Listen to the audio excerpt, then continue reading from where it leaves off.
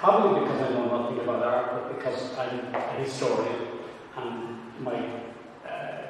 my brief was to try and put all of this into some sort of a context, a historical context, I suppose.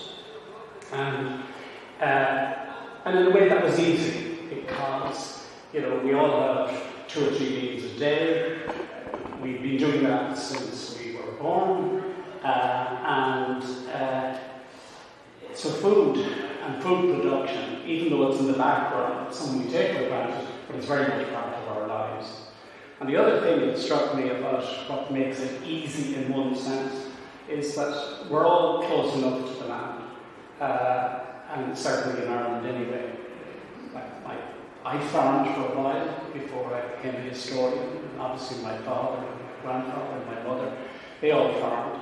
And I suspect people in this room, they're not too far from the land as well. I'd love to ask you how many generations back are you from the land? Owen, I know you're close enough. One generation. Oisin, Siobhan. 2 or 3, I'd say. 2 or 3. I'm a total townie, John. She's a townie. Well, they had to eat too, so we'll come to them in a minute. What about yourselves? Sorry? Yeah. And About 2 generations. Yeah. So we're close enough. Yeah. And what's interesting for us, people who have left the land, or whose parents left the land, is that there is a continuing tension between town and country. And you hear it on the radio every morning about this tension between the farming lobbies who coming into town with tractors and going to bring the city to a halt to make a point about something that's happening miles away from us or something. So it's there. Just a few of the key points that I would like to emphasise, and that is, today most Irish people, and I say us, I mean us Irish, we Irish, however you define that in terms of colour, creed, culture, and so on. But we Irish are more or less now, it's only happened in this, so that's why I can say more or less, in the last 50 or 60 years we've become an urbanised people. 100 years ago, when my grandparents were working the land,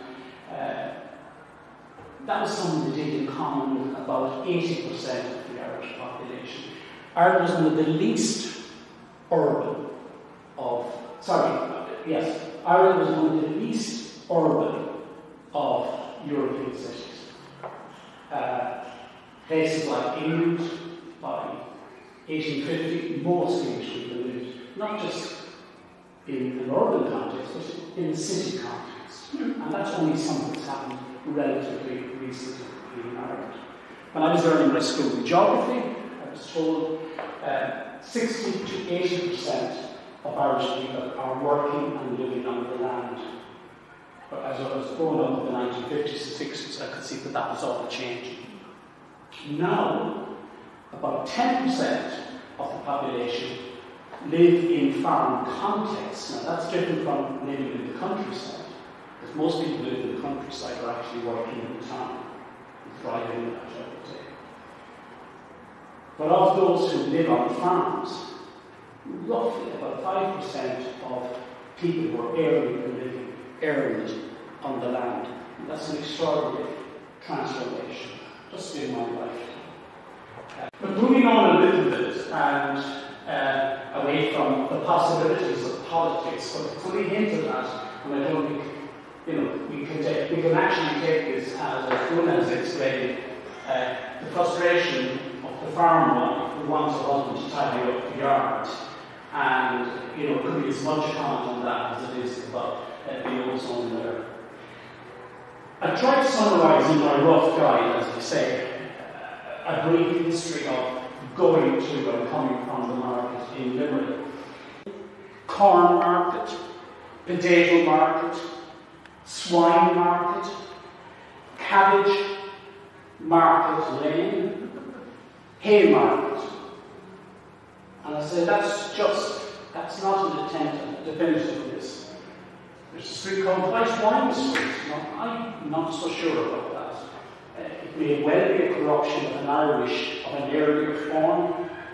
You know, the way names on the ear and then on the page are quite different from their original meaning. With the Irish town leading up to where, though it wasn't part of the Irish town at the time, where St John's Cathedral is, the other side of Walls Bridge, and then where we are now in Newtown Perry. But each of those towns, there was no legal thing about it, there was no legal requirement on this, but each of those three towns had their own sets of markets. So they were replicating, and that's partly to answer my question about, you know, the central market space. I think the central market space takes off and becomes embedded and ingrained in the town or the city when it's a compact unit, and it's very often a central place, like the Grand Place in Brussels, for example, and all those other continental towns. So Limerick, because it had three very distinctive neighbourhoods, three sets of shoppers, and of course three sets of suppliers who came into it. So this door-to-door, again, think of my Tesco delivery man, that was very much a feature of the medieval city. The modern shop that we know about doesn't seem to have emerged until quite late. And it seems to have been in the city when people who were producers or who had some connection to producer simply put out a table at the front of the house and set up a stall. And so in my time growing up in rural Leitrim, the country people, and we used to laugh at this because we were so sophisticated in our village of 800 people, the country people would always referred to the local shops, and particularly shops selling food, as stalls. Like the butcher shop was referred to not as the butcher shop, it was the meat stall. And that was people remembering that these temporary, and they were temporary, remember the meat was going to go off. And anyway, people weren't buying that much meat, it was expensive.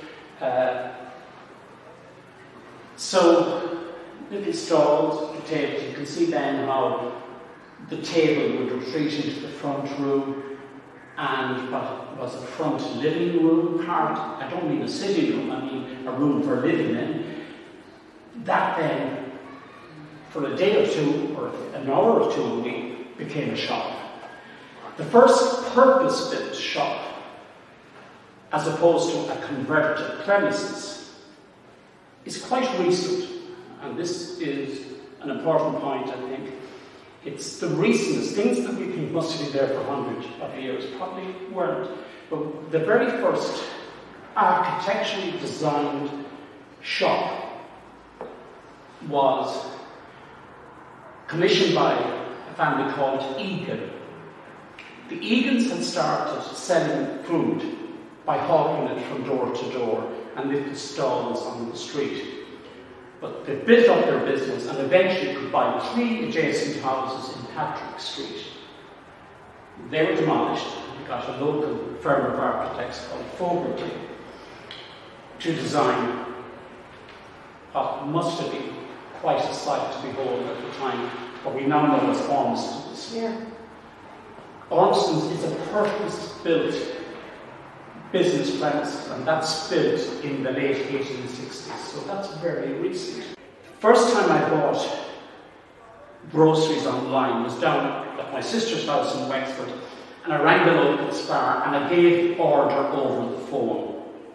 That's exactly the same as what the bank manager warned Jack Ormston about, because the housekeepers on the Ennis Road and O'Connell Avenue would have been in the habit of ringing the Limerick grocers, Lipton's and Finlayers and all of those, ringing in their orders. And a guy with a white coat then went to collect the order and brought it up. That was happening in the 1940s and 50s. So half the technology is there. You know, it is essentially online ordering and it is delivery. So it's not a big jump then to use the internet and start doing what happens today. Incidentally, Tesco, and I'll finish on this. Tesco, I often wondered about the name TESCO. The TES are the initials of one half of the partnership. I'm going to make it up because I can't remember. Thomas Edward Smith, TES. And the CO is half of the surname of a man called Cohen, who was really the main man behind it. Mr. Cohen had come from Poland, and he started off selling from a stall in the East End in London. He went from a stall to a shop, and he has just died in the 1960s and 70s when the Tesco's go, instead of having shops all over England, they start having supermarkets all over England, and another 20 years later, and they've gone online. So that's it. That's my very, very rough guide, and thank you for listening. And if there are questions, we have 5-10 minutes maximum. Thank you very much. Thanks,